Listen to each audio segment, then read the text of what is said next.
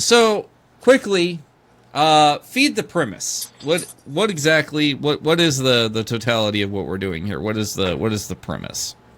So for a lot of these scenarios, they're pretty self-explanatory. What would you do in this situation? Who would you pick? How would you deal with this certain situation? And this, that, and another. Um, and I just wanted to get your guys' take on it. Some of these are based on, some of the characters are they all generally based around the same type of like scenario. Some of them are way outside the scenario, and some of them are just like just a funny little like tidbit, like who would you call essentially? Okay. All right. So, all right. Well, start taking us down the path. What do we got here? All right, let me get the share ready real quick. All right. Let me see here. Yeah, it helps. It's going to help a great deal to give context to everyone listening. Yep. Pretty much. So, and then if I haven't already said it, hey, folks, take 2 seconds out. Click the like, click the subscribe, click the bell notification downstairs, and also, please hit the hype button. So, nobody uses it. I don't know why it's a feature, but hit the damn hype button, I guess. All right, Who the fuck we will knows? Start with that one. Let me do the share real quick. All right. All right, where's it at? Trying to make sure I do this right. Window. This isn't just for looks or character. This is for the freaking lighting. All right. Do you guys see it? Yep. Yes, All sir. right.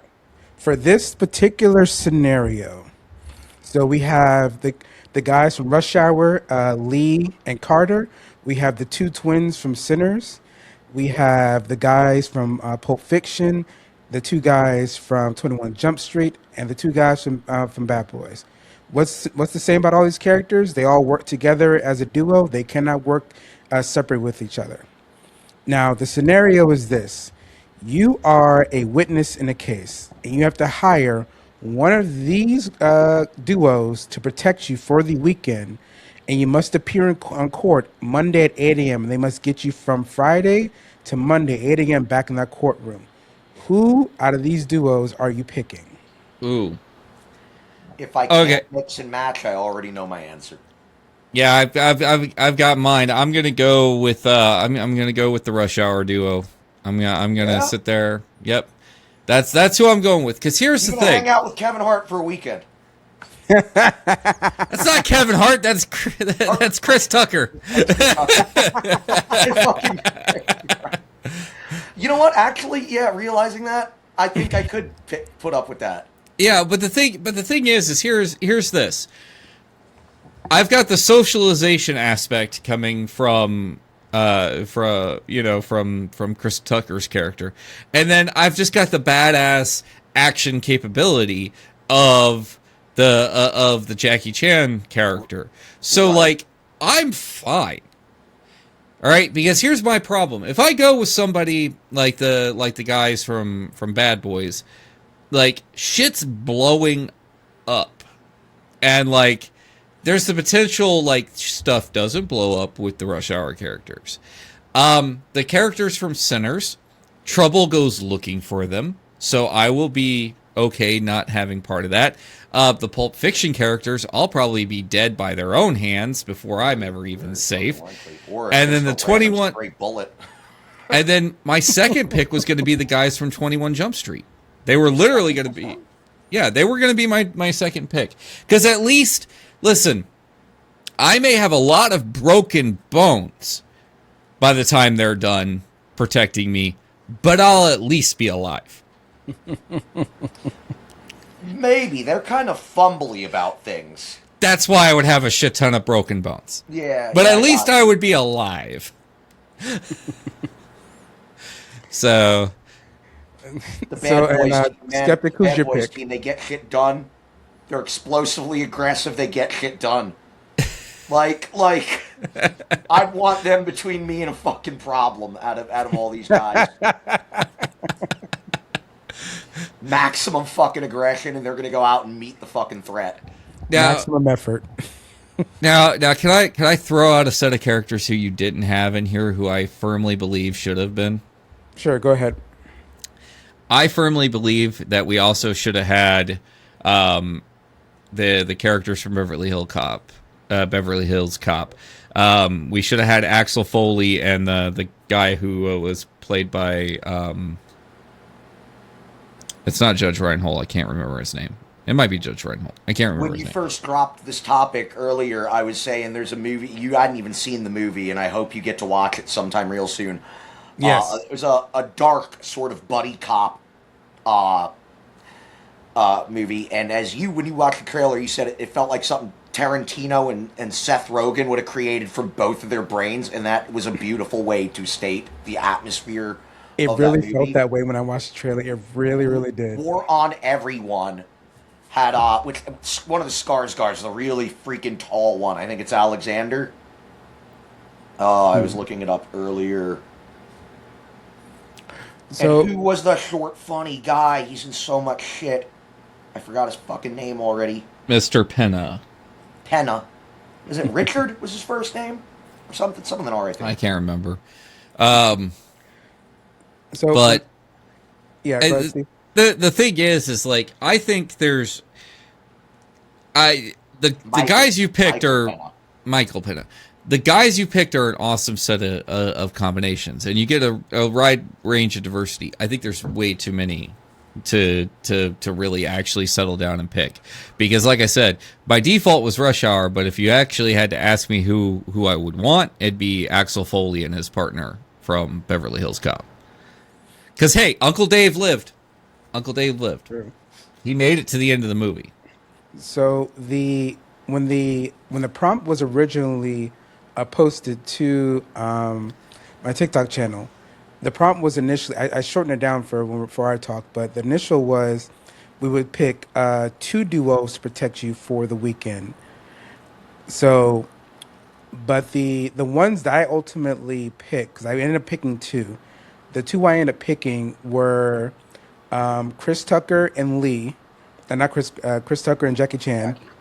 And then I picked the brothers from Sinners. The reason why I picked those guys, one, Lee and Carter have experienced both at home and international. They have knowledge on how to survive things internationally as well as at home. It's described in both the movies.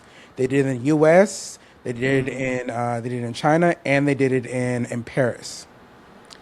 Now, when it comes to the 2 brothers from Sinners, they bring both street knowledge, but as well military experience, because they did fight in World War II as well.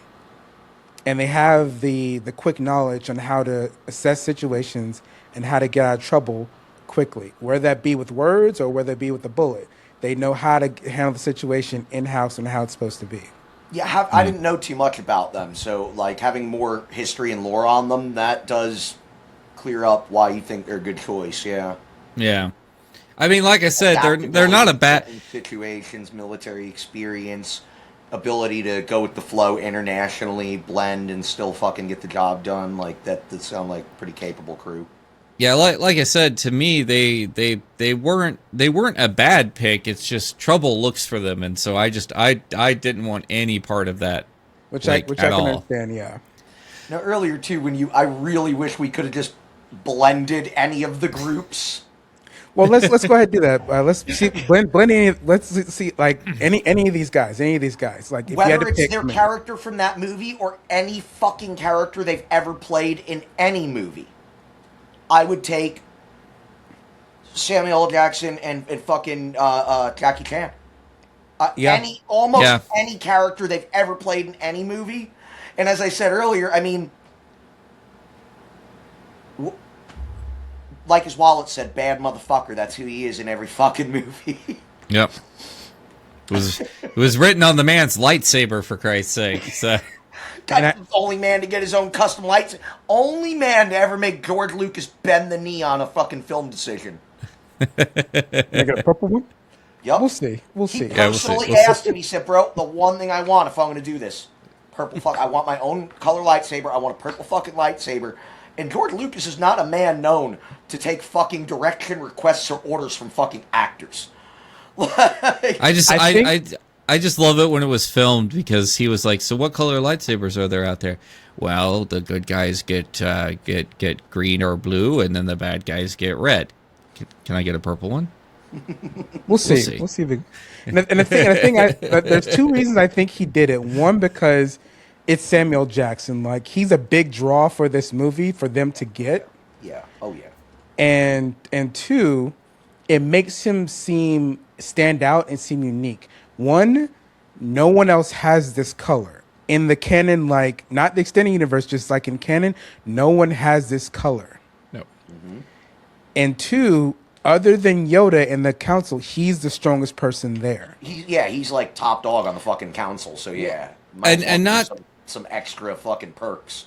And not just that, I like when he sat there and he pointed out during his interview with Graham Norton is that it was really important for him to be able to find himself in the group battles. Yeah. And so if you see a little fucking purple lightsaber running around on the field at once, yeah. Yeah, that you see a little purple lightsaber running around, that's, well, hey, there goes Mace Windu. Especially in that big end scene where they're all fighting in the Coliseum. There was, because you could always tell who he was, where he was, when they panned out and were showing everyone. So that definitely helped. All right, so what do we have next? All right, so for our next one, let me go ahead and see if I can tune this over. Let me see here. Let's see. Now my head's going with like action hero scenarios. Let's do this one. So you get caught stealing, and your dad has to come get you. Rank from angry to I'm lighting you up when you get home from these 7 dads, these 7 TV dads and granddads, I'll say. So who do I want? Who do I want worst to catch? I'm not gonna really rank them. I'm just gonna sit there and say if I had to come home and I got caught stealing, I would rather receive the lecture from Uncle Phil than the dad from Good Times, because I'm dead. I come home and I tell him, and I'm dead. And that's not even reruns when I was a little kid.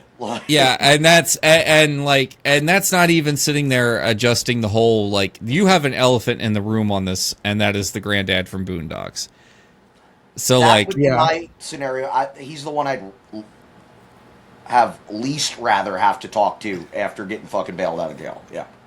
I feel like that's going to be some angry, pissed off, work your ass out in the fucking yard for freaking 20 hours a day and eat slices of fucking bread and shit type of punishment.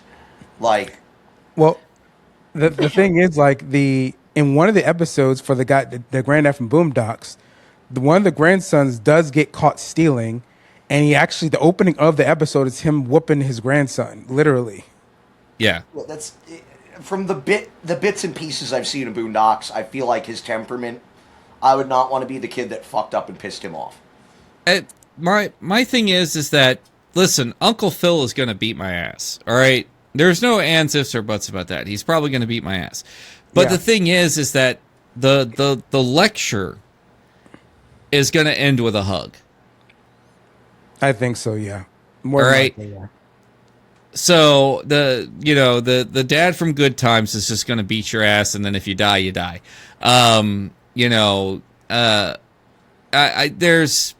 You've got some real good variables on here, but it's just one of those things.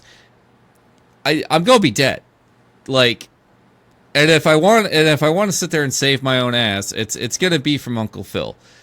And at the end of the day, Uncle Phil's going to give you a nice, good talk, one-on-one, and he's going to address the root issue, and then give you a nice, good hug, and then Uncle Viv will sit there, or not Uncle Viv, Aunt Viv will sit there and ask, ask to get you a sandwich later. So I'm going to be fine. I'm going to be fine. Uncle Phil's going to take good care of me. I think he'd be the best case scenario too. He had the more sit down and talk to you, and then, now did you learn your lesson? All right, now here's what you're going to do to unfuck it up. Now follow through, go. pretty much. Yeah. And so, like, when I brought this scenario up to quite a few people, the one that they were most genuinely the most afraid of having the game picked up by or having to tell their dad, "Hey, I got caught stealing." The two that were the most like, "I'm not going near that," was the dad from Good Times, James, and granddad from Boondocks. That kind of makes sense to me. Yeah, from like I said, fucking, I haven't seen that in ages. Now, the most two popular picks Runs. were like, I'm going to sit down. I'm actually going to open up and actually tell them what I did. Were Uncle Phil and Julius from Everybody Hates Chris. See, and I never saw that. You had to give me the prelude of that show. Yeah. Yeah. Because you guys explained Uncle Phil really well, so I'm not going to go in it. But with Julius, Julius would be just disappointed in why did you do it? Like, why did you think you had to go steal this? Why did you think you could talk with me? I could give you some extra work. We could find ways for you to get this. What made you have to go do this? Like, why would you make people believe you're the stereotype that's surrounded by us all the time? You know? Yeah. And he'll end up giving you that talk. He's like, don't let people believe you're the stereotype of your skin color. You know, prove them wrong. Doing things like this is going to make people believe, hey, you're black, you steal things. Like, this is all you're meant to do. Break those stereotypes. Be something So different. he's gonna give you like a philosophical life lecture and make you like feel it, like make you come to understand why the fuck you should feel bad about it, type of shit. Yeah. And you see that would Like a that good would dad kind of character. that would kind of make him like my second pick, but the thing is that I necessarily I don't want to be preached to about it, and Yeah. that's why Uncle Phil still remains my top pick is because it's, you know, we're gonna talk about it, we're gonna discuss it, but the onus of improvement is on me, and I like that about Uncle Phil, you know, because he does that whole disappointed dad thing of like, do better. No, I Now- totally get what you're saying. Now, the one in the middle, it was the dad from Family Matters, because the one thing that separates him from all these other dads is he is actually a cop. Yeah, and that's why he didn't even rank on my list, because I was like, yeah, I'm not asking my cop dad. I'd rather ask I'd rather ask my judge dad to come bail me out of jail than my cop dad. Because the cop dad will probably leave you in there to make a point. Oh, fuck yes.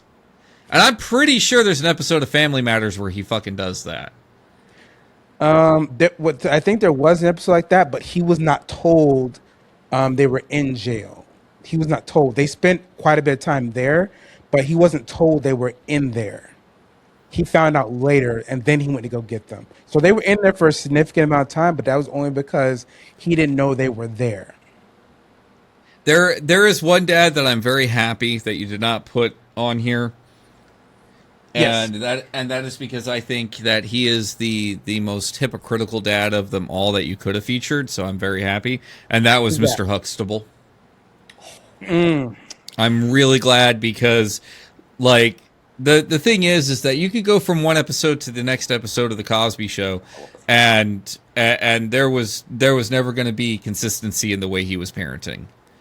And all the one thing that I will give this list credit for is that all these dads have one major thing in common: they are all consistent in how they parent, and that is why I'm glad you didn't put the Huxtables in here, because that would have been the variable that would have broken it, because they were never consistent in parenting. And the thing is like, they couldn't parent. He couldn't parent by himself. He needed his wife to help him parent, and that was the thing. Yep. Because I honestly when I watched the show, I got the feeling that he was the one. Like, the mom was like, they switched roles when it came to discipline. The mom was the one that was more harshest on the kids than he Oh, was. yeah. And he was the one, like, he would sit you down, pour you a cup of tea or coffee, and be like, why? Just why? Almost like an Al Bundy, but more put together, less trashy. But he was like very hands off, is how I kind of perceived. It's been Yeah. a long time since I've seen that show. I was Again, that was like Nick at Night reruns shit for me. But yeah, I kind of got the vibe that he was like a more put together, upscale version of Al Bundy. Like, Yeah, in a way. he's like a little more respectable in his work and in the neighborhood, but at home it was more like, I'm gonna do old man dad shit. I'm kind of more hands off with the kids, and I did pick up that vibe you pointed out that everything kind of went to mom as the arbiter of what it was gonna be.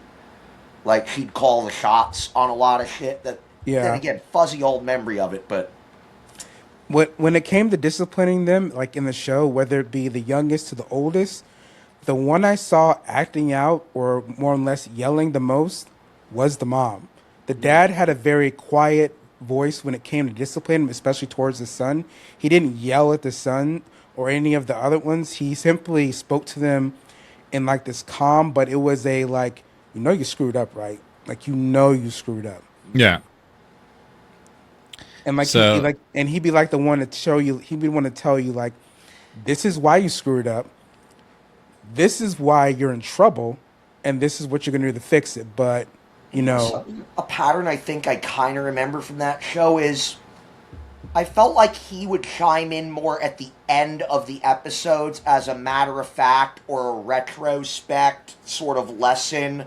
Like, what did you learn from this? Or kind of told you so or tried to warn you. I feel like it was like how they try to put a moral point at the end of a lot of those older 30-minute sitcoms and cartoons back in the day. And a lot of that comes in, the wise guy says his piece at the end of the episode. I kind of feel like, from what I remember, they formatted it a little like that, to where he shared his wisdom or lesson kind of towards the end as a, like you pointed out, did you see the error of your ways? Did you see what you did? There is a dad who I wish you had put in here. who's that?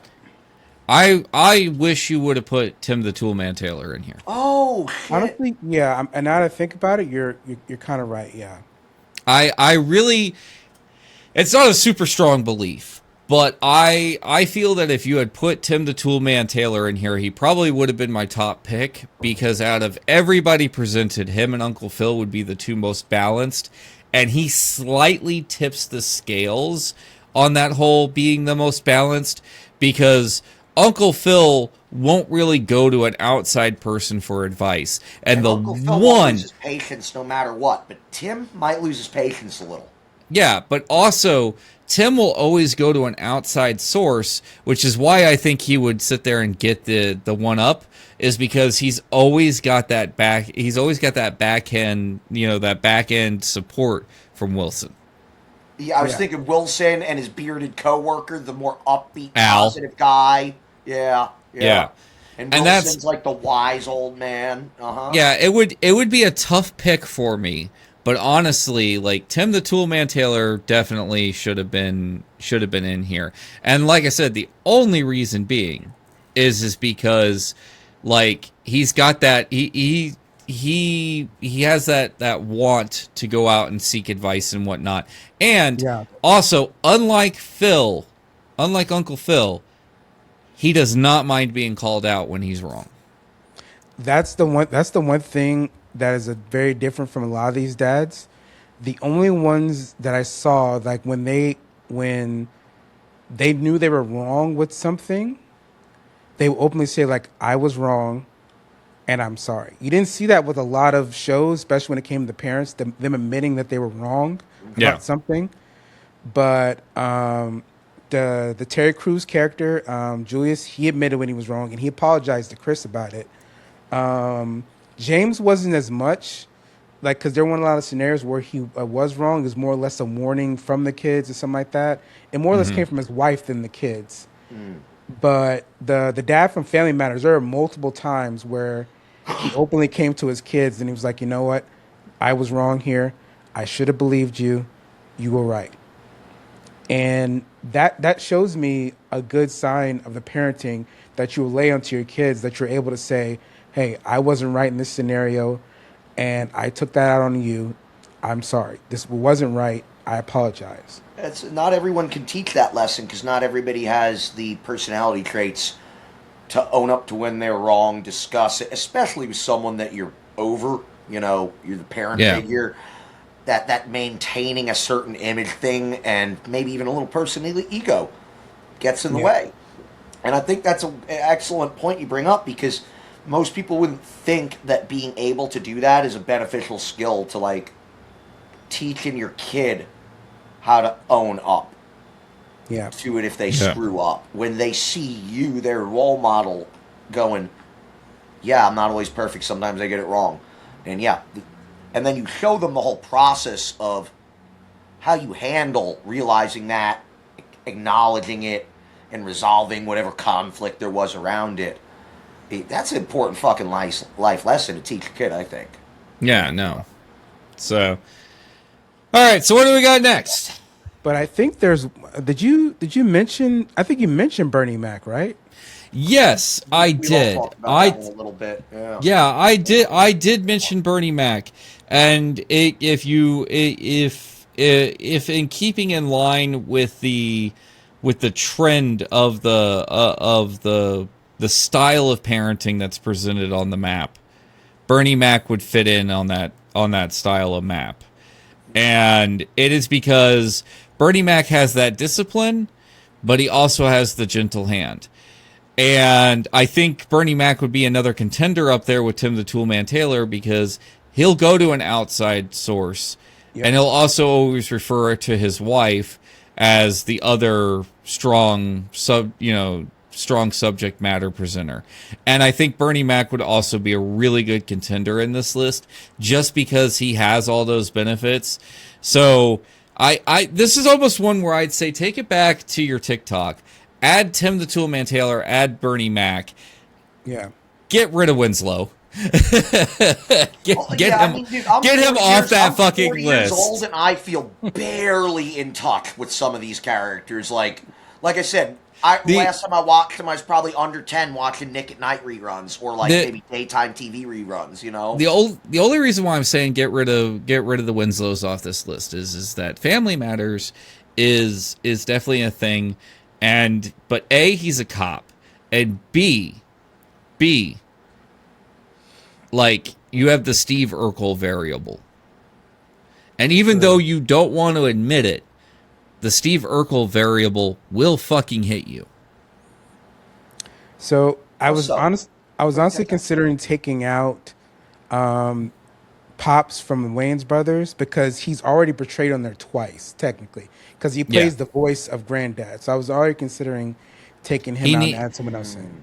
He really is also the odd character out. I'd also take him out. There are the two that you can remove and the two replacements that you can throw in there. So, and I genuinely believe if Bernie Mac and Tim the Toolman Taylor had been on here, those two would probably take my top spots. I'm sorry, Uncle Phil, but I don't want a dad who's going to completely sit there. I want a dad who's going to be the same type of dad that I was, and that's, not completely shit the bed when you sit there and you need, discipline. Right. So, plus, honestly, Bernie Mac maybe is the safer dad choice, because who knows if your house is actually going to stay in one piece by the time you're done with. I feel like my opinion. I feel like Bernie Mac feels right in the middle of this list somewhere. Like, he does have that stern, harsh punishment, like, you're gonna fucking learn lesson, and he rages out and gets really scary before he normally makes that decision and tells the kids how it is and has the discussion. So, like you said, he talks. His wife gives in her opinion. He listens, and then normally, there's this downtime with a side plot, and he hangs out with his friends, and the shit comes up in conversation, and he kind of gets some roundabout advice or perspective, whether he asks for it or not, from hanging out with his friends. And then later on in the episode is when he kind of makes up his mind how he's going to deal with the problem, what the talk is going to sound like, how the punishment's going to be. Yeah. And it is often, by the end of it, a very, like you said, part gentle-handed, but also that wasn't always guaranteed. It was about, I'm going to kick your ass out this house and send you to fucking military school. But then it often comes to a more logical punishment / correctional lesson of the whole fucking problem. So yeah. Now, what if I threw in Hank Hill in this one? Oh God, there ain't no fucking. He's going to be like near a the rock. bottom of the list. There is no He's- negotiating with Hank Hill. There is no No. changing his fucking mind. That is a character that is so stereotypically set in his fucking ways. It could go 100 years and he'd be the same dude. I mean, So- look at the most that you can do is look at the newest season of King of the Hill that came out on 20 years into their future, basically, and he's exactly the fucking same. yeah, like All the tropes, all the opinions, all the same intelligence skills, and all the same character flaws and stupidities. he'd be right down there with Grandpa at the bottom of the fucking list. So Predictably, at least he's predictably consistent. yeah, no, Yeah. totally. You know exactly what to give him for Father's Day every year, Christmas, anniversary. You give him the exact same Something thing. completely fucking practical. Yep. All right, let's see who else. Let's I'll see be who right else back didn't with you knock out. guys. Alrighty. Let's see. We did. Who did we do? We did the cops. We did the dads. Let's see what else we can do here. Oh, this one. This one. Hold on. That one. This one here. So. All right. We'll with this wait one- till Skeptic gets back. Yeah. So no, so I here's the thing. And I'll ask you to do it. Redo the list a bit. Drop the Winslows off. Sit there and definitely drop the Waynes off. Put Tim the Toolman, put Bernie Mac on there. And then just for balance's sake, because you will need that balance back of, you know, because good times can stay because you need that Yes. end all be all, you ain't living through the end of the night one on there. The other one that I will sit there and say add is go ahead and put the Huxtables on there. And the reason why I say put the Huxtables on there is because it's seeing how people will react to that style of parenting, because I would want to know who would honestly pick the Huxtables over everybody, because the parenting was always so inconsistent. It's true. And so, like, that, I'm not sitting there saying make them defend themselves for the pick, but it's one of those things of who would honestly pick the Huxtables. You know what? I got an idea. What I'll do is I'll redo the video. I'll add them with their partners. That way, I'm not just doing the dads. I'll add them with their partners and be like, whose household would you want to be parented in for a year, or stewarded in at least for a year? Mm-hmm. And that, I think that would give everybody like a good balance in like who they would pick. Okay, I do believe there will be some people who will pick the Huxtables. There will be some people that will pick the Huxtables. There will be. Which is absolutely insane to me, because they would be one of the worst picks. So they would be absolutely one of the worst picks. Okay, so what do we got for this next one? So for this next one, your neighborhood is currently being assaulted by ghosts of a different variety. You have the option to call one of these three groups. You have the option to call the Fentons from Danny Phantom, the guys from Ghostbusters, or the Scooby-Doo gang to investigate. I didn't say capture, I said investigate. Who are you picking? I'm gonna pick the Ghostbusters, and the reason why I'm picking the Ghostbusters is I want to give Velma all the credit that I can for how smart she is, but the She's thing the only one is worth a damn in that whole group. yeah, but the thing is that you've got with the Ghostbusters, you've got the Egon variable. They're all He's fucking scientists. Yeah, you're going to not only get to the root cause, you're going to get to the root cause of the root cause. So, like, the Egon variable is just too strong. This is a man who made a toaster dance across the counter, okay? Like, so... Ghostbusters' whole team is fucking geniuses. Whether you want investigation, you want to know how it came to be, or you want it trapped or exterminated, they can solve all your fucking problems. I don't know shit about the Danny Phantom crew, so maybe they would be a better pick, but I don't know shit about them, so... I mean, the problem with the Phantom crew to me is that it is too much. it is too much over reliance on the pseudo and not enough reliance on the science to me. If that makes any sense. For the Fentons? Yeah. Okay. And mainly, I mean, like the Scooby-Doo gang, they're terrible at their fucking one job. They just get lucky, and the plot setup is easy. Like, they trip over the right answers. Velma's the only one with, like, a deductive, logical, investigative reason or process, yeah. Velma has bailed she's bailed their ass out on more than one occasion. If Scooby wasn't meant as comedy relief, he'd be the second most valuable character because a trained dog, a well-trained dog for investigational purposes, is more fucking useful than the whole rest of the crew. Well, Scooby and... So if Scooby wasn't, like, the butt of the joke and was used as, like, a crime dog, him and Velma would be the MVPs. The rest of them, just there for... I don't know. I mean, other than the fact that Fred and Daphne are shagging every episode, like, it's like, you know...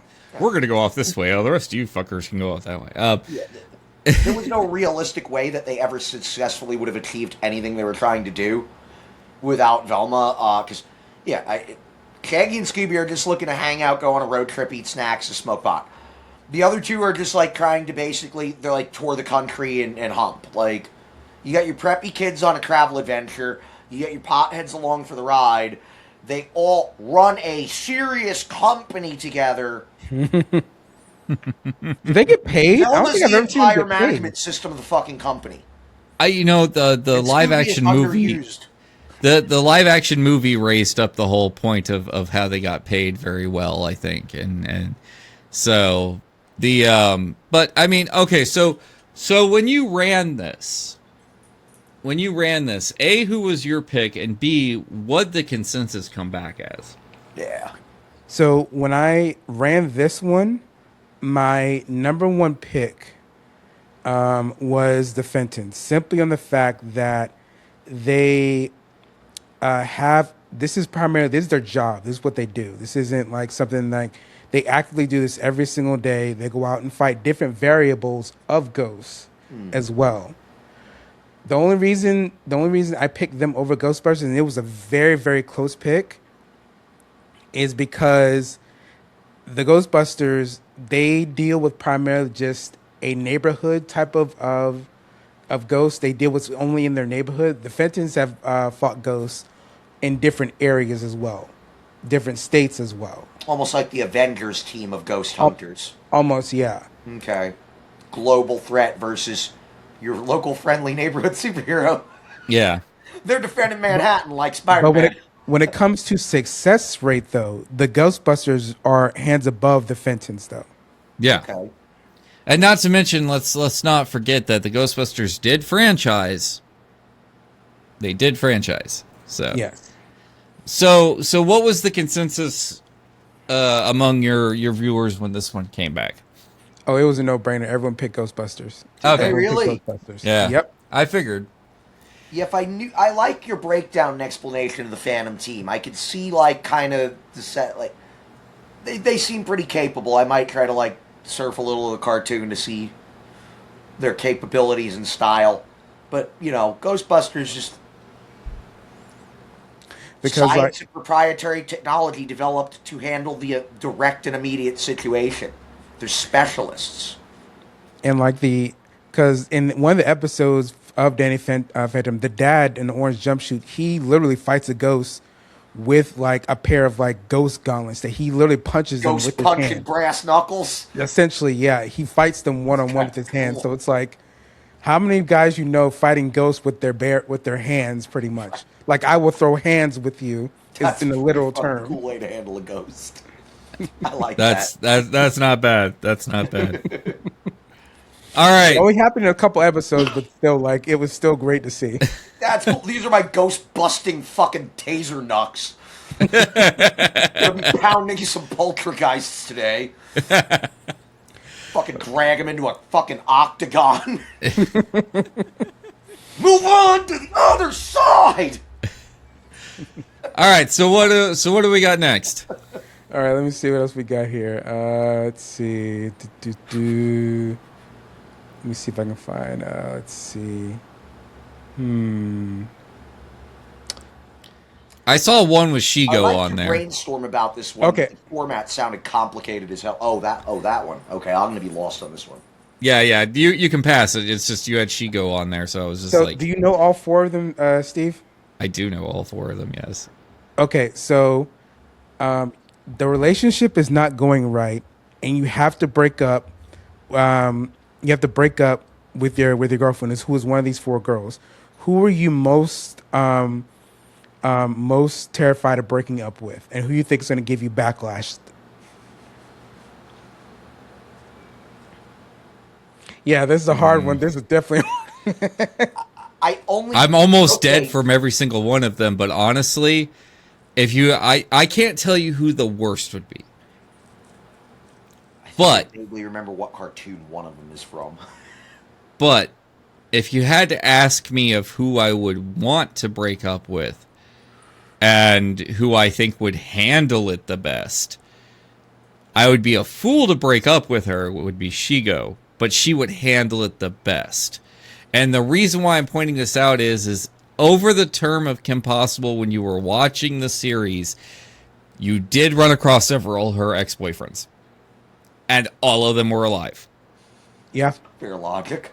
Just say it.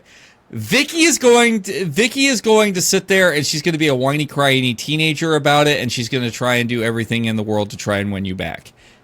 That's a no from me. That's a hard no, boss. Yeah, Zula's going to burn down a fucking nation. There's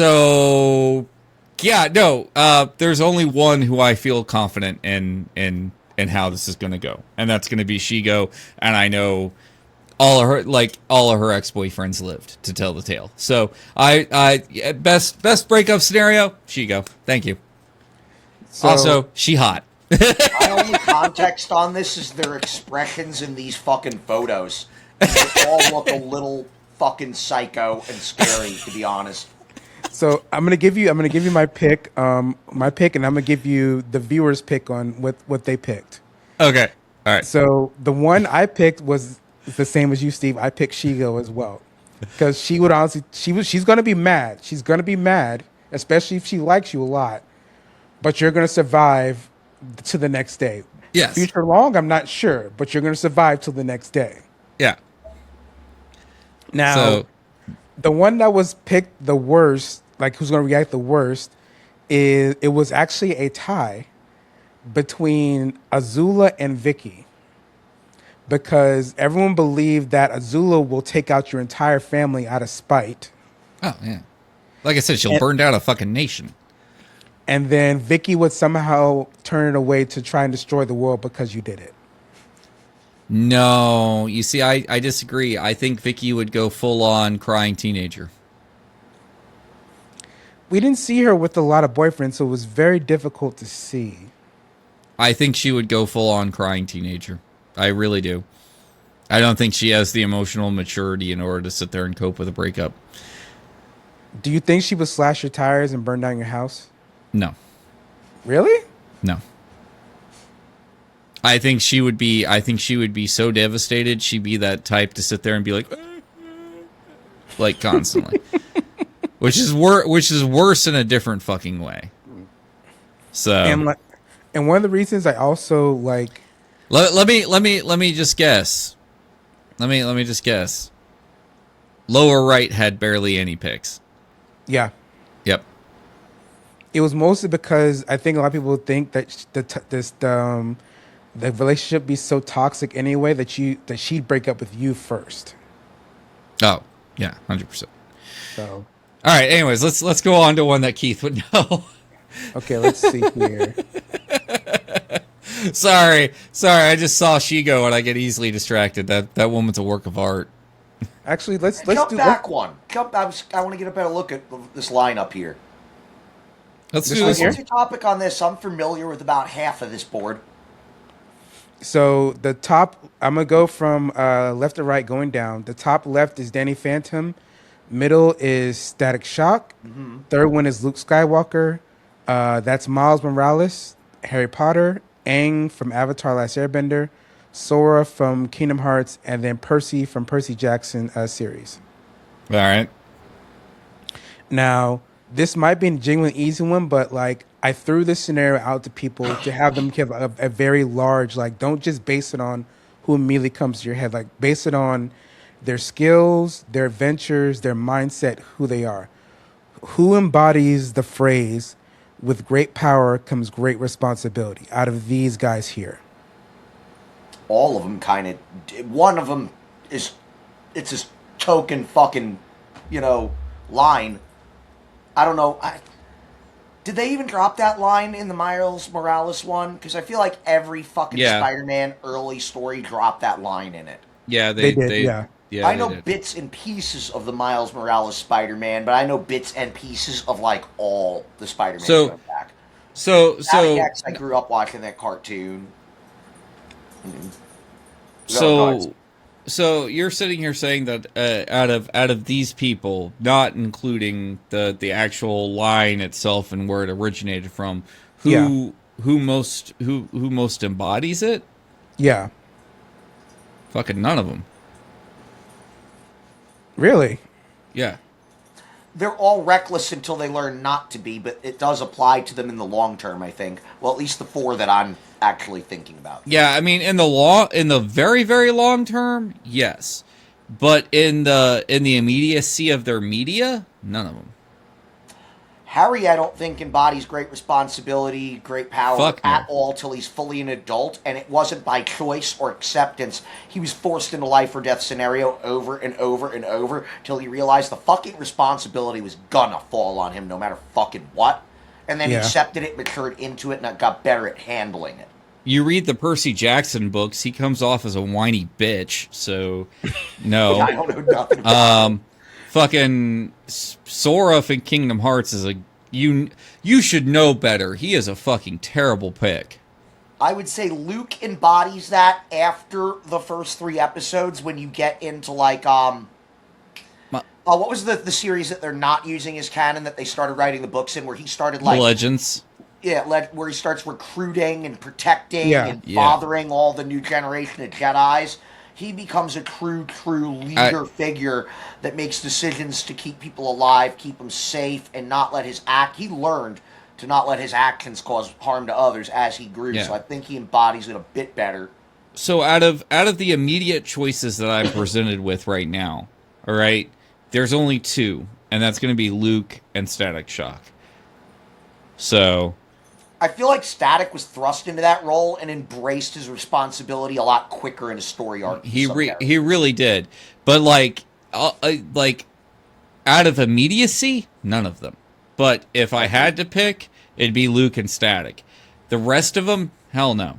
I mean, shit, Legend of Korra should tell you exactly which way Aang goes.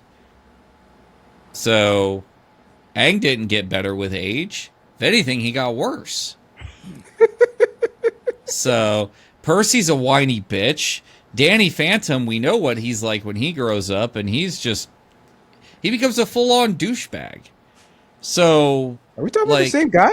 Yes. Dude, he was stroking his ego way too fucking much in that fast forward episode.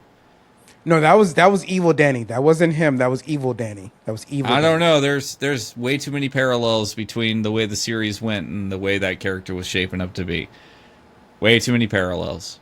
So way too many parallels. And then Harry Potter, I'm not even going to say when he became an adult he ever sat there and truly learned his lesson.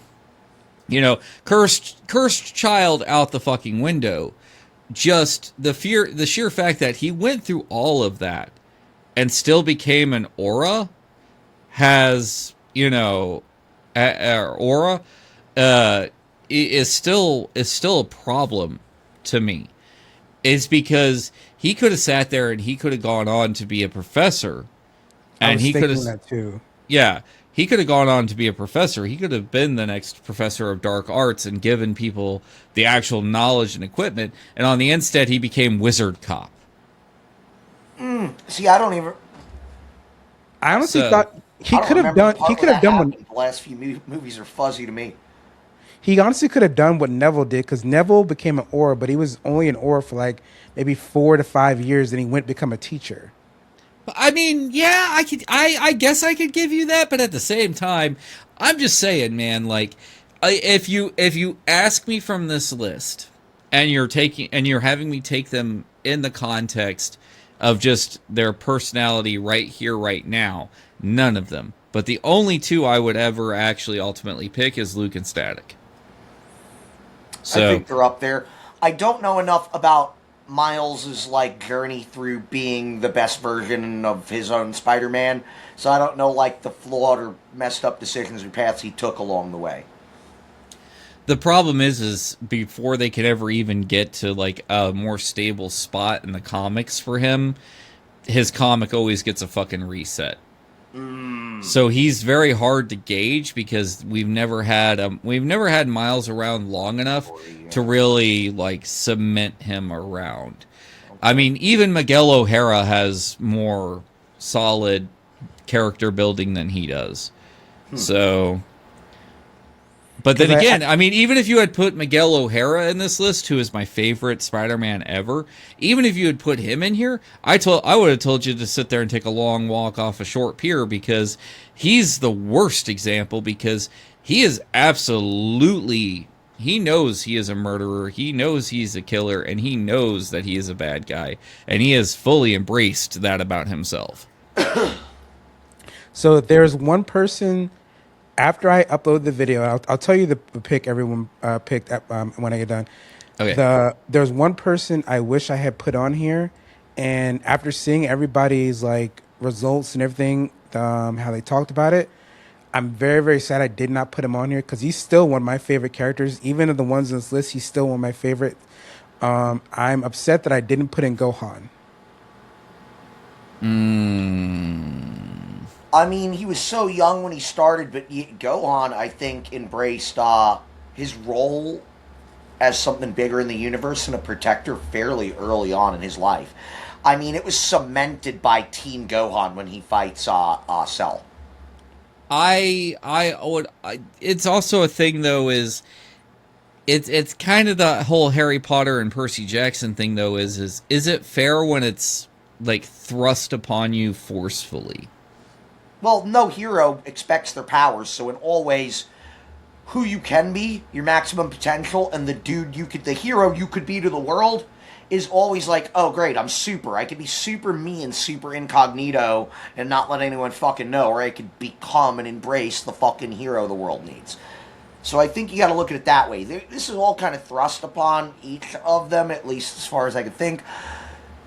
I think you got to look at it over the elapsed time of how they developed and what was the key turning moments where they said, you know what, I'm going to nut up and be the fucking hero. And then also you got to think about how reckless they were when they're younger and how much collateral damage they created and how quickly they learned not to fucking do that. Yeah. Because the age they're at displayed right now, this is the point when they actually start to realize those lessons that you're talking about. Yeah. I am just I once again though, I'm just going to point out I think the worst pick you have on this entire roadmap though is Sora. Why Sora? Cuz even all the way up to the very very end he had embraced what his job was, but he never embraced the severity of what his job was. There was never a true level of acceptance from him. At the end of the day, it was just about saving his friends. It was never about really realizing the greater good of the whole thing. That's the character from Kingdom Hearts? Is that who you're talking Yep. about? Yep. Okay.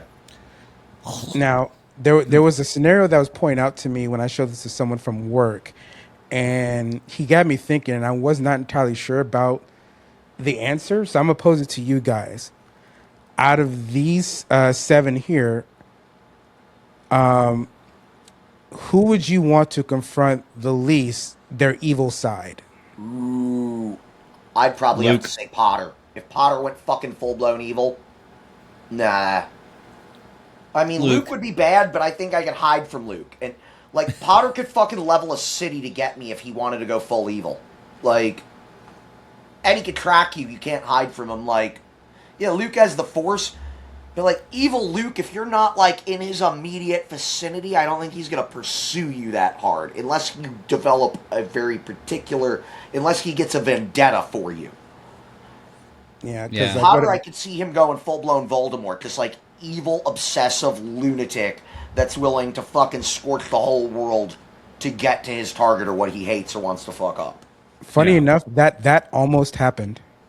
Oh, It almost happened. So you don't realize it too. One of the later books, when so they introduced in the sixth book how they found Voldemort, and now the point from when he got to when he was young to when he left school and all that.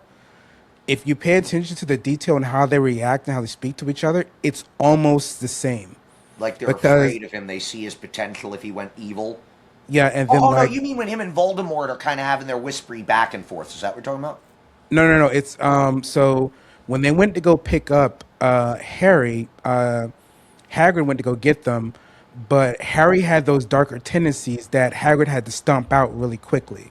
Because when they went to go get his school supplies, Harry was looking at the dark arts books on how to punish people, particularly his cousin. Even though his cousin was a dick, he was already trying to use magic to bully his cousin. But Hagrid stomped that out in the butt really, really quickly. Yeah, yeah. And Harry was also a bit of a person that wanted to be by himself, which was something that Voldemort did consistently. His friends anchored him from doing bad decisions, which is why he didn't end up like Voldemort. It's like that kid from school with the trench coat who sits by himself, is real quiet. You don't want to piss him off or get on his bad side. Yeah, learn everything about that dude, become best friends. So the day when it happens, it's like you're good. I feel mildly called out right now, and I don't know why. I hate to like drop any of the terminology to correlate it to like mass casualty incidents. I really But, like, feel called mass out. casualty incident with a wand, like that's that kid. Like if he didn't have like Hagrid and Dumbledore to soften him and nurture his less vengeful side, like I think Harry could have been the biggest fucking problem. Because something tells me like he could have honestly, if they just let him have like a free reign, he would have like cursed his aunt, uncle, and his cousin without consequences. Oh yeah. Like they would have like had them again. He was miserable there, and he's not very shy of talking about it with his friends. Had he known the magic and spells to do it, he would have gotten away with it. He would have. Yeah, I can believe that. So there's been a couple of times in the books where he literally almost did. The only thing that stopped him was that he wouldn't be able to go back to Hogwarts and see Ron and Hermione. That's the only thing that stopped Right. him. All right. So Damn, what are we moving on to that's next? A lot louder than Let's before. see here. Actually, there's a funny one here. There's a funny one here. It's an eating contest. Who's your pick?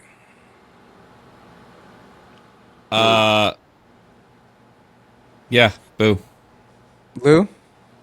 Because Yeah. his appetite has nothing to do with his physical size.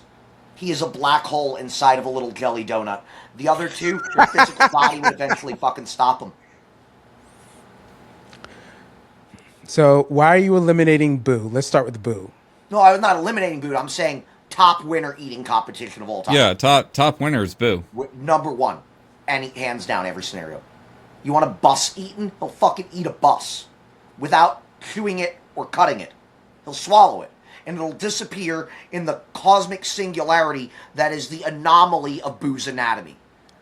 His fucking anatomy defies all fucking laws of physics. I mean, the other two are governed by some laws of fucking physics. Remember, inside of Boo, there was a battle with enough energy between Saiyans and Majins that could have blown up the fucking planet Earth, and it happened inside Boo's fucking guts. True. Yeah. It's So, a like, quantum entangled singularity fucking physics breaking nightmare inside. Yeah. that thing. This is a no brainer of who wins this. So This funny fight. enough, everyone actually picked Luffy Really? yeah, everyone picked Luffy. Yeah. He's No. Goku-esque in his appetite, I think. Surprising as hell, but still governed by some laws of reality. Yeah. Same. Like he's eventually gonna get tapped out. And it's kind of the same thing, I think, also with Snorlax, because Snorlax can only eat up to 1,000 pounds of food, which really, honestly, is not that much. He's considered more realistic, like a real biological like study chart of like compared to like an elephant or a hippopotamus. Because that's how they treat Pokemon in that world, like unusual types of animals with special biological characteristics. But they tend to go about it more like a Net Geo way describing Pokemon, which makes me feel like he's very much governed by laws of mass and size and ability to consume. Because there was an episode where he ate all of the fruit on 3 separate islands, and I don't mean just some of it, all of it. And these weren't some small islands; these were Hawaii-sized islands, and he ate all of the food off of there. The only thing that stopped him was Ash and Pikachu. That's literally it. I figured he would have got tapped out and took a long nap after a while. So until he goes dormant, type of thing. So I'm surprised it didn't also, but what ended up happening was once he ate all the food of the island, he swam to another one and started eating the food off of that one. That's pretty impressive, actually. So go where the food is. I just I put him on here because that's a feat in of itself to eat 3 islands worth of food. That's very impressive. That's like what a herd of creatures could do. So yeah. Imagine 4 of him living in the U.S. right now. That would be fucked. Like really big locusts. Yep. So there'd be calls for culling them. So Bro, we would fucking put these in a factory farm in a fucking nanosecond. Can you imagine how marbled that fucking shit is? Can you imagine the volume of steaks you could get out of that? Fucking delicious. Give me a Snorlax steak, please. Beef would take a fucking back seat if there was Snorlax. My God, could you imagine Snorlax back bacon? Be fucking delicious. That's gotta be somewhere between fucking delicious. And buffalo steak. Wait, okay. So, what would you eat? Would you eat a milk tank or a Tauros?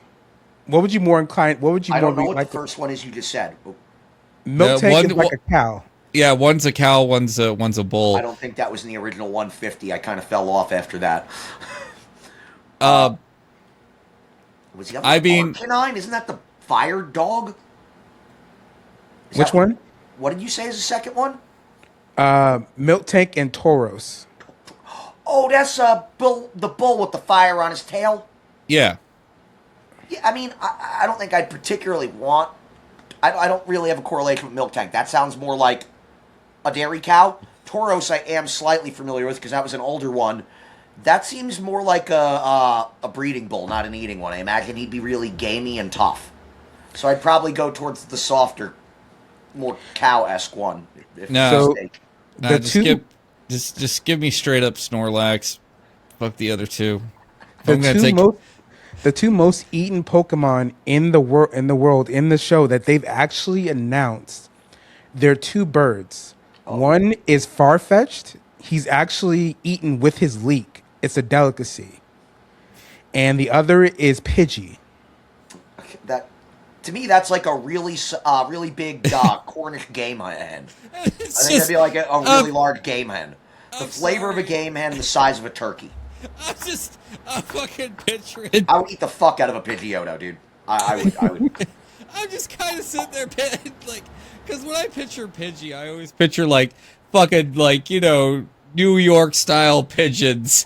No, those are flying rats. Pidgeotto doesn't look any. That looks like a majestic wild bird. Looks more like one of them ground walking quails or hens. I would bet it would taste more like a quail or a hen. So what happened was there was an episode where there was just this island of these really fat Pidgeys. They're like chicken sized Pidgeys, and they're too fat. Motherfuckers sound great with barbecue sauce. And they're too fat to fly away because they're too fat. But the thing is, we turn them into fucking chickens. That is a processing plant, not an island, sir. So, but the thing is, the island was deemed protected because, as they said, people are eating the Pidgeys. Protected by the guys that are, they're feeding out on the front. It's like a nature reserve, but underground they have a fucking processing plant. I guarantee it. Now How do you think they're funding that kind of op? How do you think they're fucking funding it? Private hunts, Maybe someone gets to take home what they so they probably got a butcher shop, like big game preserves, right? That's how Honey, are we going for preserves work. for Thanksgiving this year? Are we going for the 20-pound or the 30-pound Pidgey? Oh, the fucked up, dude, man. I feel like I'm not nearly that cold, dude. If it wasn't a Pokemon, I don't think I could be that cold. I'm not trying to hunt exotic animals to taste them. I'm not against hunting for food. The whole exotic animal hunt, like that's some twisted the one shit, but, the one Pokemon that there are literally thousands of, and that you would think people would be eating more, is the only thing that is probably the most difficult to eat, and that is Magikarp. Magikarp is 80% bones. it kind of looks like it would be like a Gar. All Damn tough, thing armored only has scale and one bone. move, tackle. No, Look at that splash. fucking Splash. clamshell one, bro. It's the same World's thing. biggest fucking oyster. I bet those things are on the menu in a Pokemon world. Oh fuck yeah! Yeah. All right, what do we got I never thought next? of Pokemon's fucking cuisine before, but I like this topic. I'm getting hungry. Stop. We're moving on. Surprisingly, there are no chicken Pokemon. There aren't any Pokemon that are literally chickens or roosters. Give They're them time. literally just ducks or birds. Give them time. No Yeah. problem with this. They made an ice cream cone of fucking Pokemon. I was just about to say that. Yeah. Really? Yeah. Yes. I mean, there's a Pokemon that's basically a sandcastle. It's a sandcastle. I'm so glad I didn't fucking keep hooked on that whole Pokemon trend as it kept rolling. Let me see here. It's gotten way out of fucking hand. Speaking of Tim the Tool Man. Okay, I don't know if you know who this one is, Steve. The one on the right. Wasn't he like a little sub character in all that? Yes. So he's called Repair. He's called Repairman. I mildly remember this is probably not one that you're gonna want to. I don't know. I'll skip over this. I'll skip over this one. It's okay. Let's see here. Okay. I think you can do this one. So, your friend has invited you over to his house, and his parents is one of these. I think it's, what is this? 6 parents. Whose house are you likely to stay at, and whose house are you staying? No, I'm not staying there. So Jimmy Neutron's parents are fucking all the time, so definitely staying at their place.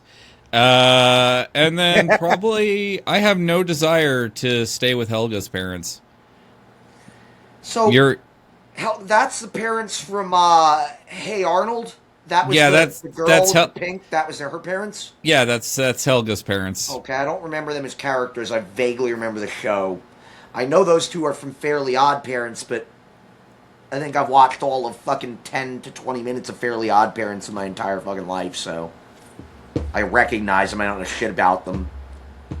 I would definitely not want to stay with the Hills. Oh yeah, no, fuck that. Boring and walking on eggshells about everything you do and say. Yeah. Like, I would feel like it would be the most boring. Why do you think there'd be a family Bobby problem never had? because you freaking flipped the toilet paper the wrong way with them? Yeah, I mean Bobby never really had friends over, so you know. I'd be more inclined to talk to the dad than the mom, because the dad I could talk about like fishing and hunting and stuff like that, and we would. But have he's something gonna to have a converse about. fucking opinion on it all. Yeah. Okay, that's a good reason. Yeah, that seems like a good conversation, good hangout. I don't know that set that well. I would pick the Griffins to hang out with because they have a big family and a lot of difference from character to character, and I could see myself sitting there listening and talking conspiracy crazy shit with fucking Stewie, and then going out for drinks with Brian. And honestly, just following Peter and watching the dumb shit he gets up to fucking be like my pastime. So. Yeah, no. Like as a kid, definitely want to be chilling over with the Neutrons. Definitely want to be chilling with the Neutrons.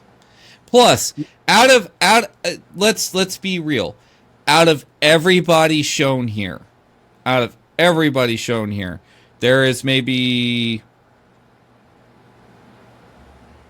Yeah, no. You accidentally separated this out perfectly.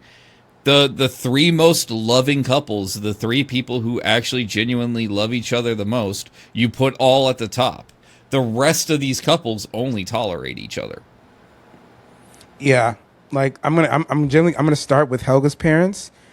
Helga's parents were probably, if I could put anything, were probably the most neglectful towards her, the most out of everyone here.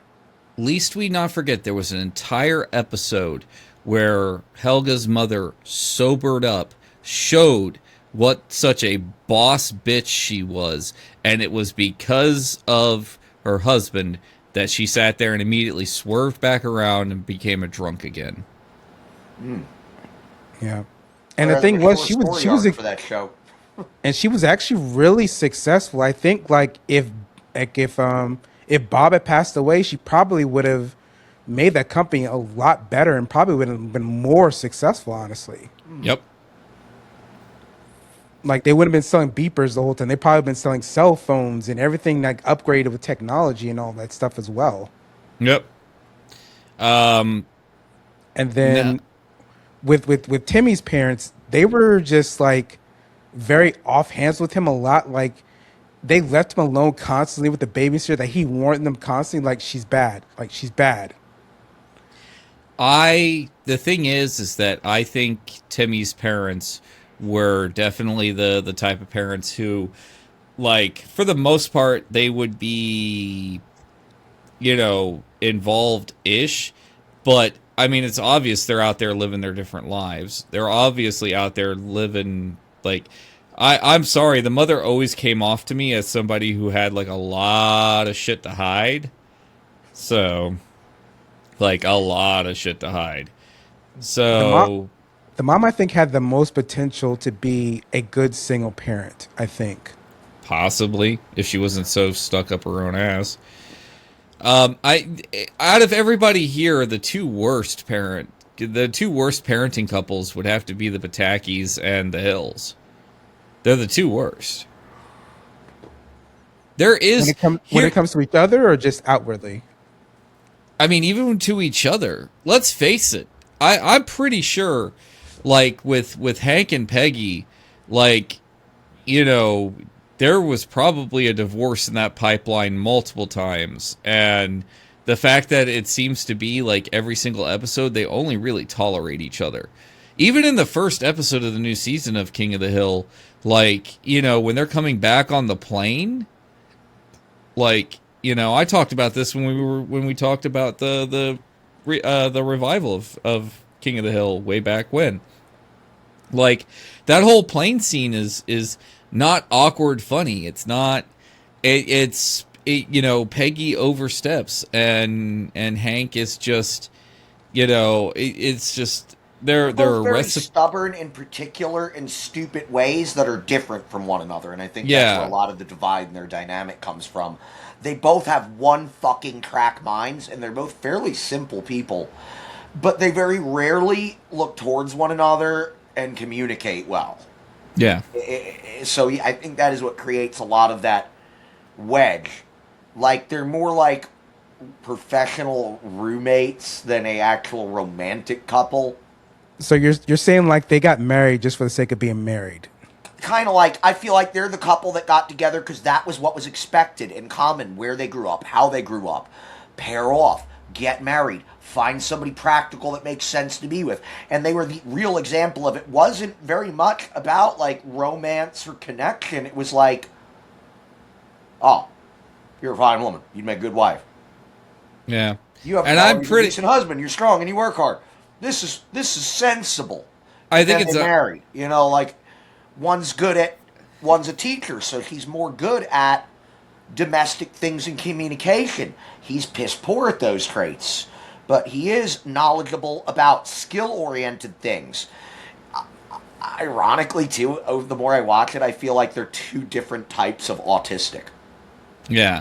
Like they're hyper-focused skill sets, interests, and in a way, they're, like, off doing different things. There is often, like, communication's like a fucking afterthought in a lot of the episodes I see. Like, yeah, it's a strange dynamic with strange personalities. And there were times. Go ahead, Steve. Go ahead. Oh no, and I just want to point out, like he's completely right. I think it's just they wound up together because it was what's expected. We know why the Patakis got together. So, like, I think she got pregnant with Olga, and he's like, well, dang it. yep, Okay. that's exactly why they got together. Because like So, the dad is probably the laziest. Like he's not Oscar lazy. He's not Oscar lazy, but like he seems like the guy that's like, okay, I'm gonna go make money. You're gonna stay here and do wife stuff. When I get home, I don't do wife stuff. You do stuff to cater to me. yeah. And that just seems his whole personality. Now, I'm going to bring home money that you can spend, but I'm going to monitor what you're spending, though. Yeah. You know, like I said, you must have subconsciously split this list and not realized it because you put all the loving couples at the very top and then the worst ones at the bottom. Because like, even though I'm not that familiar with the Pataki story, I remember Hey Arnold vaguely. I don't remember their character story that much. But what I'm noticing is everything you're laying out, man, a picture can say a fucking 1,000 words because everything you're laying out seems almost evident when you look at that one picture. Yeah. like starting with like Peter and Lois, like even though they gripe and fight a lot, like they're still very like, you know, loving towards each other, and you see that. And with Jimmy and was Jimmy's Hewitt and dang, what's the mom's name? Judy. Like they know they have a special son, but they don't treat him like this overly special child. They treat him like a regular kid because they know that's what he needs. Because they know if he lets his head get too big, he's gonna, you know, just start being very egotistical. And they keep him grounded as best way they can, even though it doesn't always help. They still do it. And not only that, look how they treat each other. Oh, he loves her. He loves his wife. Like he loves her. And she Like- very much so loves him. I need to start watching more fucking old cartoons to fucking keep up with y'all. So, And like that episode's actually apparent when Jimmy goes back in time to convince his dad to invest in something, and even though it's the 70s and marriage wasn't really like, you know, that popular, he was already willing to spend the last money he had on the wedding ring for his wife. mm-hmm. That says a lot. Like, you're gonna be broke when you buy this ring, but I'm doing this because I love her this much. Yep. So, all right. Next, Let's What see else here. do we have? Let's see. what the audience consensus come back on that one for? So the scenario was a little bit different for this one. The question for this one with the couples was who was the most oblivious when it came to their kids. Oh, that's how you formatted it when you put it out. Oh, the most oblivious when it came to their kids? Like their kids are in the middle of their kids are always doing something and they're the last ones to know. Well, the Patakis 100% found Helga's stash, so that's not a thing. The Fentons know what's going on with Danny. Hank constantly gripes on fucking Bobby. Jimmy Neutron's parents are very aware. Hell, the Griffins tried to prevent Quagmire from fucking Meg when she turned 18. Which was one of the wildest But I will episodes say, I in the ever saw. case of Chris and Stewie, they never have any fucking clue what's going on. Yeah, They're kind of. oblivious to Chris and Stewie's lives. Yeah. And Meg is just an afterthought for them. Yeah, Yeah. they did have Meg's back in that one important instance, but she is also always pointed out to be the one that everyone dismisses. They don't give a fuck about her. Yeah. They're kind of oblivious to their kids' lives, although when it comes up, they oh, we care. We're going to come together as a family. I really honestly default's oblivious. I really think the most oblivious would be Timmy Turner's parents. And that's what everybody picked. Yeah, they're the most oblivious. So, all right. Anyways, let's move on. Interesting. All right, I'm gonna have to do it again. I'm gonna show my ass at least one more time before this is done. I need a beer. Thank you, thank you very much. I need to get you a fridge for in there. Yeah, we really do. Okay, so For this one, I'm gonna be terrible at this. I'm not even. Yeah, no. so the top one, these are the guys from Zombieland, the movie. I know. Walking Dead, obviously, and The Last of Us. Yeah. This is basic. This is simple enough. Which world do you think you survive in the easiest? Which one do you think you would survive in the least? Simple as that.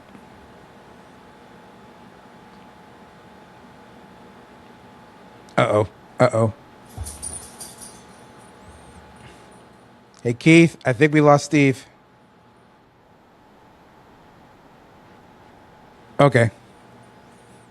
I don't know. We lost you for a second there. Okay. Yeah, I don't know what just happened, but I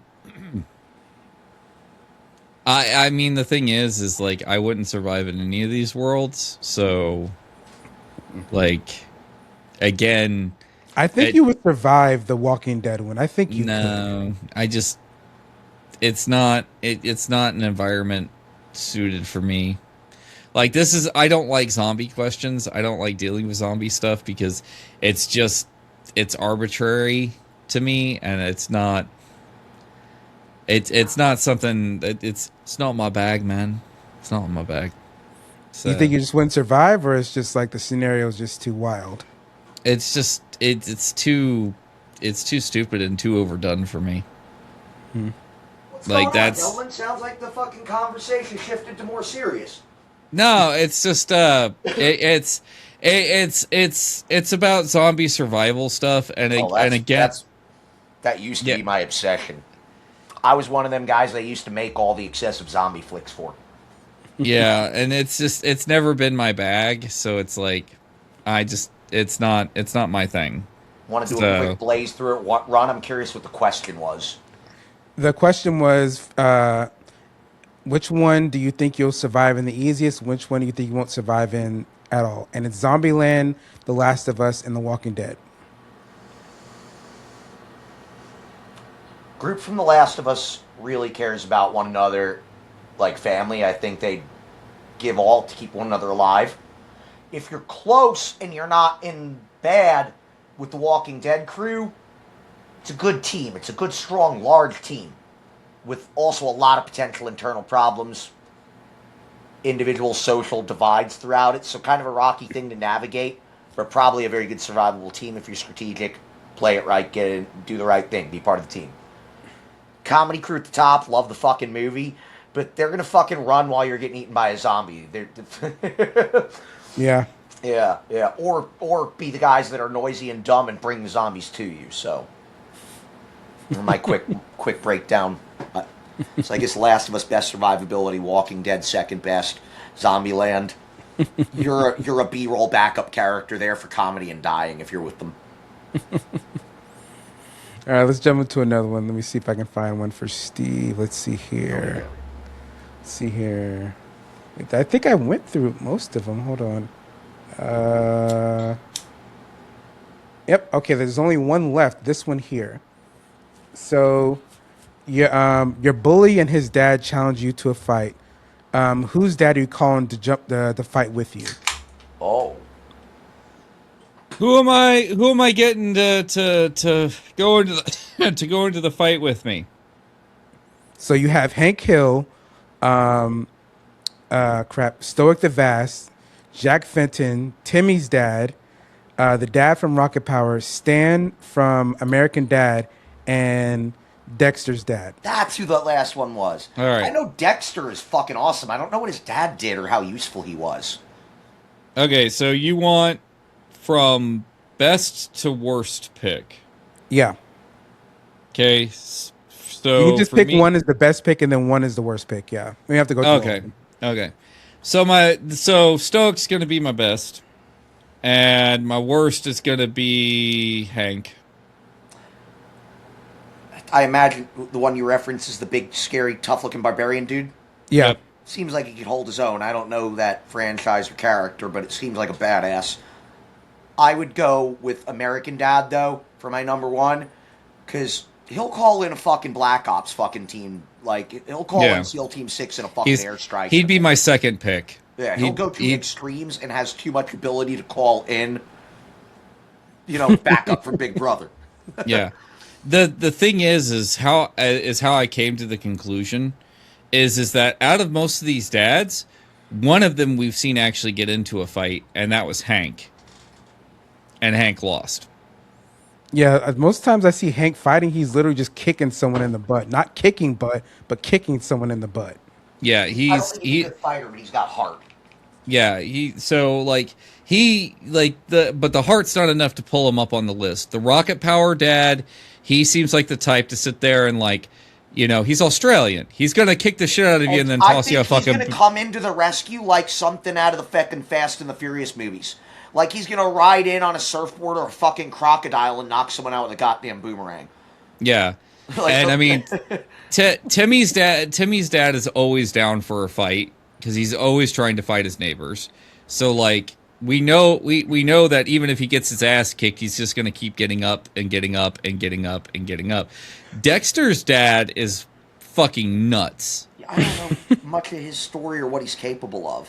I'll put it to you this way. There was an episode where he challenged a guy that was about, in the show wise, that was about 6'11", big, beefy, 400-pound dude. And because the dude slammed the door in front of his wife, basically, he went like, you and me, we're about to go right now because you don't disrespect my wife. So Mr. Cobb went all Vegeta on this guy. Yeah. Yeah, I mean, Dexter's dad... I mean, let's not forget, it was subtly indicated in the Dexter's Lab show that the parents were heavily into BDSM. So, Dexter's dad has been through some shit. So, this is a dude, yeah. So, I mean, Dexter's dad is fucking nuts. So, again, I think I'm very valid in putting Hank all the way down at the fucking bottom, all right? I probably agree with you, even though I'm only loosely familiar with some of the others. Hank definitely least useful in that scenario. So, but once I made the picks, I realized what the mistake was in putting Stoic in there because Stoic was going to be the number one pick anyway. But the ranking I put in this, my personal rank that I put in, it was going to be Stoic 1, Timmy's dad and Jack Finnan tied for the same place, then Stan. Simply being the fact is, I told you that Jack has fought Ghost hand to hand before. The technology and he's experienced in fighting. And he's probably going to come at you with some weird tech device to soup him up. The only reason why Stan was my second point and not Mr. Fenton was literally because of the fact that Stan has the resources of the U.S. government at his fingertips, which is something the Fentons don't have. Yeah. And the reason Stan's overreaction and the fact that he's made phone calls for petty, ridiculous shit, and a SWAT team or 12 shows up. Yeah. And then there's one. Then the reason I put Jack and Timmy's dad on the same level was because there's an episode where he literally fights no weapons, just hand to hand, a 13 to 14 foot gator with his bare hands, and he wins. You're talking about the Turner dad? Yes. Yeah. Like I said, Timmy Turner's dad is not at the bottom of my list because that motherfucker's always down for a fight. See, he may be a shit parent, but he is down for a fight. I remember the premise of the show is very odd parents or something, right? That's and the kid can travel between the real world and a magic world and has powers. No. No? See, I don't even fucking got that part, right? It's so fuzzy to me what the fuck that was even about or what his dad was all about and capable of. So the episode I'm talking about is he literally Timmy wishes his parents would essentially neglect him. They don't care about him. And then eventually down the episode, he ends up in the sewer and there's a 13 to 14 foot gator that's literally about to eat him. And it's a big freaking gator. The dad jumps in and basically beats the crap out of this gator and basically picks it up, pile drives it to the ground. I want to see this exact scenario, but redone with real people, movie characters. like who? Like fucking Vin Diesel, Steve Irwin, Will John Smith Wick. in his movies where he played the dad role would be a good one on the list, honestly. I could. Give me a couple of days and I could probably give you like maybe a dozen options that you might be able to rifle through and compile a similar list with movie characters instead of cartoon ones. I think that'd similarly fun, and I think more people would have familiarity and exposure to movie characters. Not everyone is as seasoned in the cartoon world. I mean, there's some movie dads that I've seen that can throw hands like nobody's business, and they're not superheroes. They're just regular guys. Right, Yeah. maybe we could even omit the ones with powers and the ones that are just like mortal action heroes. Yeah. Yeah. But I'm just gonna throw this out there though. Like, Dexter's dad needs to be higher than Timmy's dad. That he's been through some shit. Like, yeah, Timmy's dad's always down for a fucking fight, but the fact that Dexter's dad is like that reserved, quiet, and then does the whole, oh, you won't go. Like, sorry. And like I said, in the series, least we not forget, it is hinted at that the parents are heavily into BDSM. So like, and he ain't no switch. He's the sub. Like, it's obvious that man's the sub. So like, he has been through it, man. He has got them long distance, I've seen some shit in my time eyes going on with All him. calm, cool, collective. Somebody fucks up and he just gives him 1,000-yard stare and is like, Yep. no pain. I've seen a lot in my short time on this world, but you know what? I'm still here. Yeah, it's like holy shit. So, Oh man. so that's all you got for us?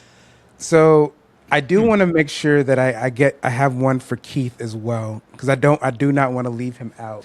Well, yeah, you didn't custom build this around today's topic. This is just great stuff you had in the works that made for really good conversation. Yeah, it really did. Yeah. Considering we were just kind of pulling together a best-of collection of some of this stuff, this is very good. I don't mind. Like, I kind of pre-warned you when we did, like, a little view of it. I'm like, quite a bit of this list, I'm only remotely familiar with some of the folks on these lists. So, but, it's all good. I did have one that this was going to be a scenario. I didn't particularly pick any games. These were just games in general, and like, what to you is considered the most rage baiting game that you ever played? Like, it doesn't have to be a video game. It could be any game. Rage baiting. I can't think of a rage baiting game. I could think of games that inspired rage unintentionally because they were buggy or unpolished or empty promises were delivered. Yeah, go ahead. Oh God. I don't want to be. I don't want to be too critical of it over something. That's Because your I game. know a lot of the games I want to hate on got patched down the road, or they were in like alpha or early access when they were that fucked up and aggravating. And some of them that I could think of moments that really pissed me off in the long run, love them, and that shit got fixed. One of my favorite games that I currently play, the last one, unintended rage out. Like, the developers didn't mean to rage bait you in it, but buggy add-ons for new maps and locations. Helldivers has recently been driving me up a fucking wall. Where bugs in certain maps are more infuriating than just about any experience I could think of in the recent past in games. One, for instance, is constantly getting stuck in the ground and being unable to move, dive, jetpack, jump. And you got 100 opportunities to get out of the situation. You're stimming. You're using your dive. You're using your jetpack. Like, nope. Glued to the ground. My feet are cinder blocks. Like, unintentional rage baiting you into being like, the game is fucking with me. It is fucking me personally on purpose right now. Fuck this bullshit. Like, just enough retardedness to oh, I'm gonna get canceled for that one. Oh well, fuck it. There are You heard me, Arrowhead. You made me sound like a hateful prick. Your fucking game is rage bait some days. So the three games I'm going to say these games have actually been on the news that the game caused fights and actual stabbings. So one of them is Uno. People have fought and gotten stabbed over Uno. Yes, this has happened before. I've heard Uno, that. yes. Yeah, I've heard that Who the several fuck times. do you have to play Uno with to get stabbed? What are they playing for money? They more than likely were, yeah. Yeah, People That probably. might play make some Uno for fucking money. sense. Another game was, what was it? Battleship. Battleship has caused fights before. Now I know Yeah, I can see Pokemon that. cards back in the day. There was a lot of violence, a lot of thefts, a lot Yeah. of fist fights over Pokemon cards, and that was it was more like a mugging. Like I'm gonna steal your fucking Pokemon. You got a Charizard, and it's first edition, holographic. Let's give it And here. honestly, even aside from the cards, I used to hang around a fucking group of rough kids when we were little kids. And people were known for stealing your cartridge and swapping it out with a different one to jack your so back in the day, you could connect your Game Boy and trade Pokemon. If you were unwilling to trade shit that someone wanted, and it was often more like a bank job than like a theft, they'd swap your shit for somebody else's same color one, take your shit home, hijack the Pokemon that you were like being greedy about, and no one in your class or your little group, you were very, very particular about who you trade certain Pokemon with, because it's like, no, that's my golden goose, that's my golden egg. But they go around and like bank jobs, strategically heist your card, steal your data, or like, too, if you traded it in Pokemon, it came off of your get. Yes, it was logged that you caught it. It was also logged that you traded it, and you no longer fucking have it. So it was almost like breaking into your Pokemon stable and just heisting them. And there's two games that I have left. These are actually both played in jail and in prison, and has started fights and stabbings as well. I know this one from people who've told me the stories, both in and out of jail, and how serious the game is. One is Dominoes. Thought you might Yep. say that. I've met people that are young and old who have fought people over dominoes and over cheating and playing dominoes. It is a serious game that is played, and the people who play it really well don't play for no. Don't play it easy. They will destroy you in it, and if they find out you're cheating, they're not going to be taken well. There have been people who've been booted out of groups for cheating playing dominoes. And then the other one is Spades. Yeah. Oh, So it seems like a lot of this conflict is games where there's something to take home. Yeah, more than That likely. seems to be the most volatile ones that are coming. Not even everyone's bragging rights. mind. Is literally just taking something home. Money or your reputation as a player at your skill level on the line, or indeed like maybe a digital or physical collectible. So Yeah. in a way, it's all driven by gambling. It's all driven by gain, whether that's monetary status or a tradable item. yep. It seems like that inspires a little more aggression and violent reaction over these games. Now, when it comes to video games, I've watched a lot of players play online and like how they ultimately rage out. Dark Souls is one of those games that people literally have snapped over and broken their controllers over. I watched It's it. It's a surprising. beautifully made game. I couldn't play it. I would just. Now I've way outgrown the ages of throwing a fucking controller across the room, but in my past when I was younger, that would definitely be a reaction. But really, I'll get so mad at a game like Dark Souls if I were to play it, because I get aggravated watching my friends play it. I'm like, I'd shut my damn console off and I wouldn't come back to it for fucking weeks. I'd look at it as that device just ruins my day. I'm not gonna fuck with it. Like, it could ruin gaming for me for weeks at a stint if a game was that. Just beat you into the ground, beat you into the ground, beat you into the ground. Like, so yeah, definitely a ragey game, Dark Souls. Now, the number one most raging game that I've ever seen, and I know it because I played it. I've been in the lobbies of people who played it, and the language that is said in these lobbies is probably some of the worst I've seen before Reddit ever existed. And that is a Call of Duty. That is Call of Duty. Oh Yo, yeah. it's the fucking player base. That game, that fucking player base is aggressive, toxic. They're all bragging, all huge egos, and all shit talking and smack talking during it, which can be pretty fun. Till somebody is fucking angry and they start fucking getting really, really lasered in on any individual. Because they're all sort of a bunch of, like I said, a lot of ego, a lot of shit talk. Yeah. And when you make one of them fucking mad, just picture that personality. Now they're pissed off and directing at anyone specific.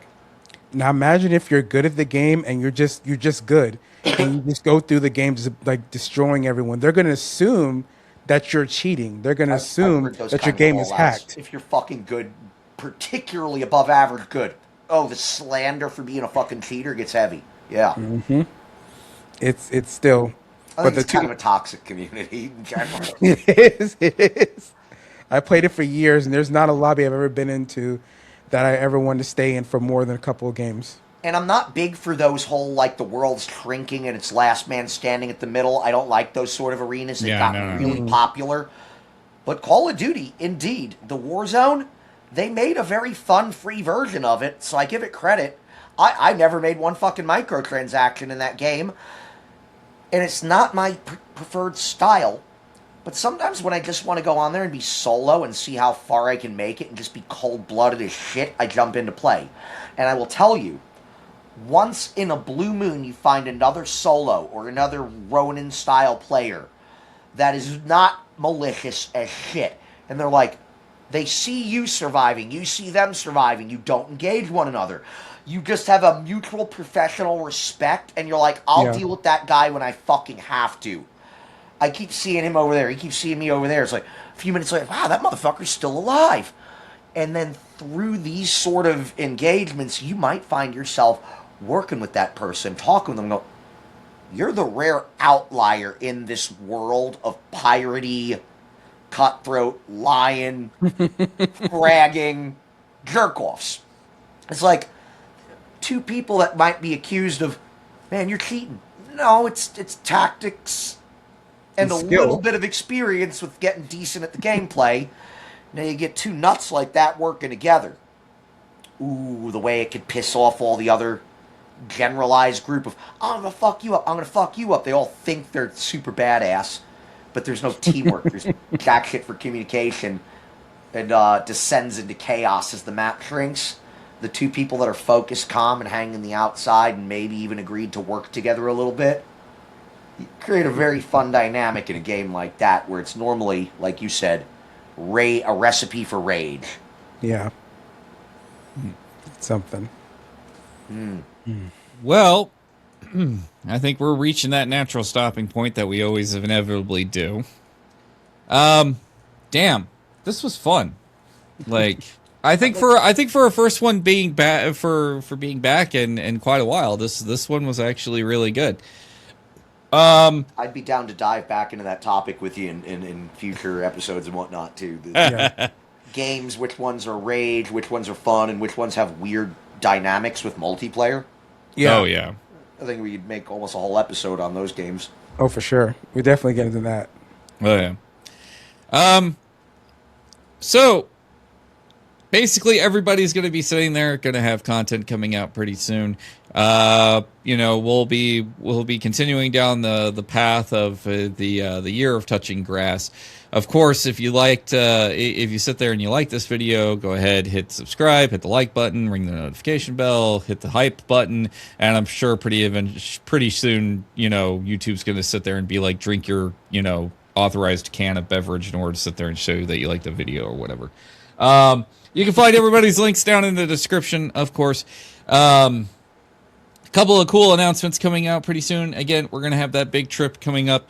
That's going to be us traveling and doing the Universal shoot, which is going to be a more complete Universal trip this time around. We might do some other content while we're down there. Another thing is that Critical Skeptics channel is going to be having some videos coming out pretty soon. Also, eventually, I do know it's on his radar. It's not going to be anything anytime soon for folks. But things that he'll be making on his channel, he'll eventually also be selling in his storefront. Be on the lookout for that. in the future. Don't threaten them with a good time. That's going to be local only for a long time. Yeah. Shipping is a layer of crap I don't want to get into. I'm just trying to figure out what I could fit in my vehicle from the size and dimensions, variety of wood stuff I'm making. It's going to be local community. I will be taking orders if you find yourself in the Central Florida area and end up at one of the farmers markets I start hitting. I will be doing the build to order, basically. So I'll bring up some demos, a few things for selling on the spot. But because of the size and dimensions, some of the stuff I work on, it's just got to be built to order and local pickup because of the size and weight for shipping. I mean, a lot of garden planters and stuff are going to be brought up to farmers markets, so there's only so much I can fit in my truck. I've got a penchant for building custom workbenches for people. You need a pickup truck for that. No, you're not paying the shipping to get that delivered, and neither am I. So, if you want that, we got to work it out local, but there's some smaller home and novelty items from candle holders, coasters, cutting boards, etc. that I will try to incorporate shippability on that sort of stuff in the future. So just to run those interested and whoever starts following it all. Yep. And then, of course, everything going on over on the Epic Ray Comedy Channel. You can sit there. You can hit up his new podcast. He does his gaming stuff on there. That's always available. Then coming from Ducky, she's got her live streaming stuff going on right now. Is she still going? Yes. Wow. And she's got her art also going down. Some new art shorts coming out. Also... we have Ghost, who just recently expanded his server. We have the Blue Skittle, who actually just opened up another section of his server through DayZ. And then finally we have me, and I am currently working on a book, and it should actually be released sometime later this year. I actually just found a publisher. So yep, be on the lookout for that. It's a fiction novel, folks. I'm not writing anything reality-based. And as much as people would love a life story about me, fuck that. You're never getting one. But honestly, from the bottom of my heart, I thank everybody for sitting here and tuning in. It's been great hanging out with everybody again. We'll be seeing you again, hopefully real soon. Again, it's the year of touching grass. We're out there. We're doing projects. We're being as much in the zone as we can. There's a lot of video to go through. There's a lot of editing to do.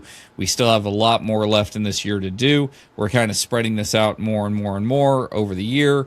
So, we'll be getting through it like we always do.